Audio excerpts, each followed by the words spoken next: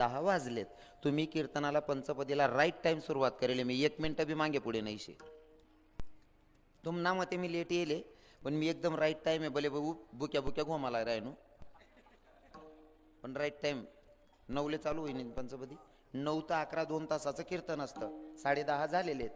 तुमचे राहिलेत माझ्याकडे अर्धा तास. तुम्ही सांगशात त्या अर्धा तास बोलसू नाही सांगत लगेच आवरुली सू काय करू हा.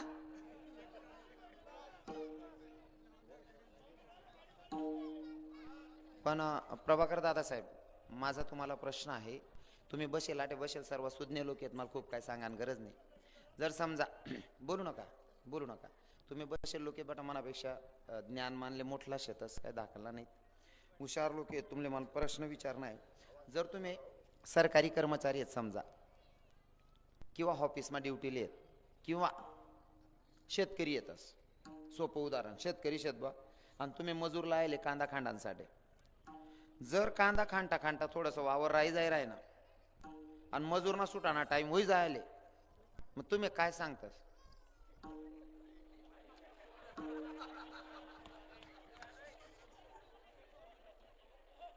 नाही बा असं मी फक्त केला इशारा जाता जाता. जर वावर राही जावा ते मजूरले काय सांगतास तुम्ही आईतलं ववाड द्या भू जे होईन ते देवाई जाईन. चालेल ना प्रभाकर भाऊ पक्क मायच्यान विठवलं विठवलं.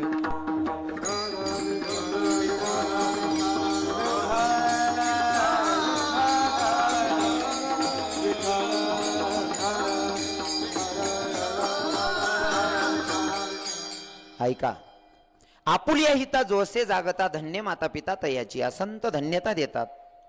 पुढे जाऊन महाराज म्हणतात कुडी कन्या पुत्र. मला जर कन्या सांगायला लावलं तर मी 2 तास कन्या सांगतो पण मी उगाच इशारा देऊन जाईल तुम्हाला.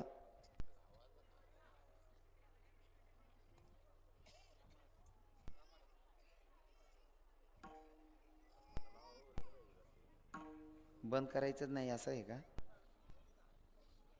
अच्छा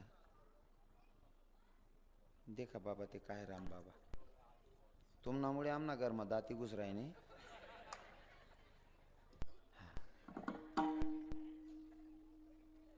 राधेश्याम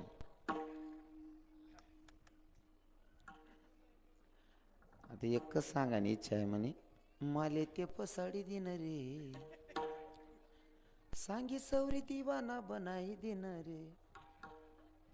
ऐका कुडी कन्या पुत्र होती जे सात्विक.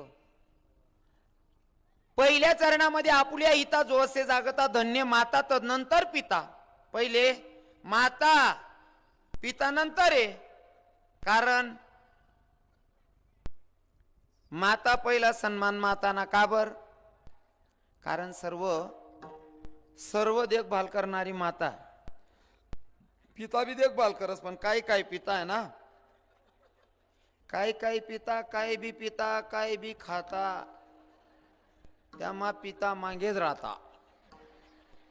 हा अगोदर माता पुढे जाऊन महाराज म्हणतात कुडी कन्या.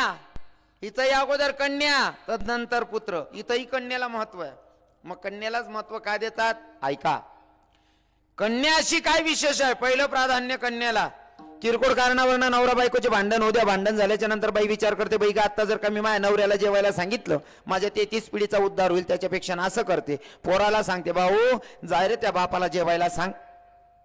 मुलगा जातो बापाच्या जवळ. बापाला सांगतो पप्पा चला बरं जेवण करून घ्या. तो बाप म्हणतो बेटा मला नाही जेवायचं. मुलगा लगेच माघारी फिरतो. मनातल्या मनात म्हणतो काशीत काय भोमन बापनं काय जाय राय ना.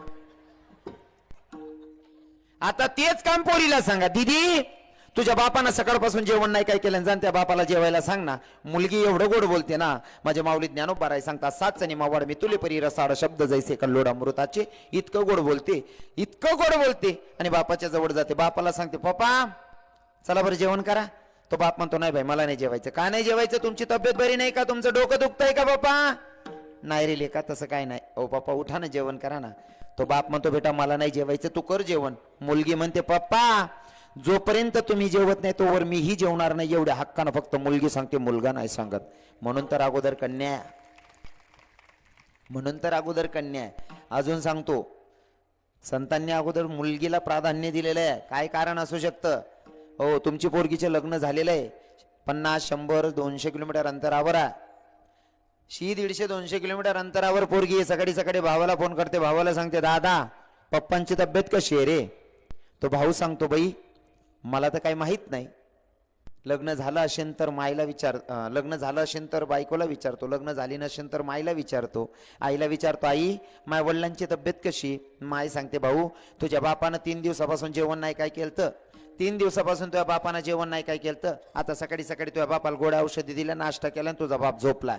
तो बहिणीला रिप्लाय फोन करतो, बहिणीला सांगतो, ताई बापाच्या खाटेजवळून दिवसाला 4 चक्कर मारतो, दिवसाला बापाच्या खाटेजवळून 4 चक्कर मारतो, तरी मला माहित नाही बाप आजारी आहे. आणि तू 200 किलोमीटर अंतरावरनं सांगते बापाची तब्येत खराब आहे. हे ज्ञान कुठून प्राप्त केलंस? तेव्हा ती पोरगी भावाला सांगते, दादा याच्यासाठी मोठा गुरु करायची गरज नाही रे, याला अंतकरण असावं लागतं. म्हणले, कसं ग ताई? दादा मी जेव्हा चहा प्यायला बसली, चहा पित असताना मला अचानक ठचका आला. त्या क्षणी ओळखलं माझा बाप आजारी की माझी माय आजारी. ही ओळखण्याची ताकद सुद्धा कन्यामध्ये आहे. हा, ही ओळखण्याची ताकद मुलगीमध्ये. म्हणून तर संत अगोदर पहिलं प्राधान्य कुडी कन्या, हो, तदनंतर पुत्र. मग साधकांचा तुकोबरायांना प्रश्न, तुकोबराय तुम्ही धन्यता देतायत, चांगले पोरं जन्माला आल्याच्या नंतर अजून याचा बाहेर काय माहिती पडेल का आम्हाला बेनिफिट? हो, तुकोबाराय सांगतात, अरे मी धन्यता देतोय विशेष नाही, संत धन्यता देतात विशेष नाही. हिताला जागणारे पोरं जर जन्माला आले ना तर त्यांचा हर्ष भगवंताला होतो. अभंगाच्या दुसऱ्या चरणात